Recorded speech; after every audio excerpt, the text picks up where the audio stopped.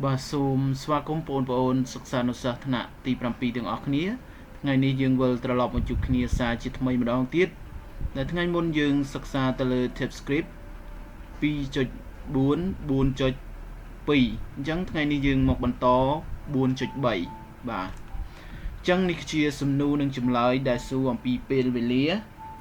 និងបាទនិយាយទៅយើងសួរអំពីពេលវេលាអញ្ចឹងឧទាហរណ៍ទី1 when do you have English class អញ្ចឹងគេសួរថាតើអ្នកមានថ្នាក់ភាសាអង់គ្លេសនៅពេលណាអញ្ចឹងតើអ្នកមានថ្នាក់ភាសាអង់គ្លេសនៅពេលណា when do you have English class បាទតើអ្នកមានម៉ោងភាសាអង់គ្លេសថ្នាក់ភាសាអង់គ្លេសនៅពេលណាអញ្ចឹងចម្លើយរបស់យើងគឺ on Monday នៅថ្ងៃច័ន្ទ I have English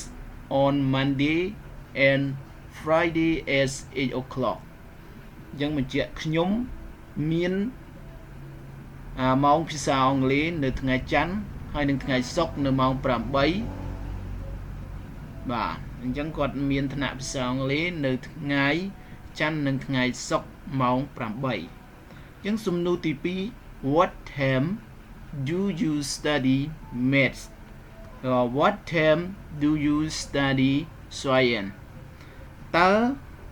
អ្នករៀនបាទតើអ្នករៀនគណិតវិទ្យាម៉ោងប៉ុន្មានអញ្ចឹងតើអ្នករៀនគណិតវិទ្យានៅម៉ោងប៉ុន្មានអញ្ចឹងយើងឆ្លើយថា I study maths at 9:30 បាទ30ដែលខ្ញុំសិក្សាគណិតវិទ្យានៅម៉ោង 5:30 នាទី What time do you study math science តើអ្នករៀនមុខវិជ្ជាវិទ្យាសាស្ត្រម៉ោងប៉ុន្មានតើអ្នករៀនមុខវិជ្ជាវិទ្យាសាស្ត្រម៉ោងប៉ុន្មាន Science យើងប្រែថាមុខវិជ្ជាវិទ្យាសាស្ត្រ I study science ដែលខ្ញុំសិក្សាមុខវិជ្ជាវិទ្យាសាស្ត្រ on Wednesday នៅថ្ងៃពុធ and Thursday នឹងថ្ងៃព្រហស្បតិ៍យើងក៏ជាយើងនឹងសួរអំពីពេលវេលាបាទចឹងសម្រាប់មេរៀននេះបើសិនជាមានការខុសឆ្គងយ៉ាងណានោះ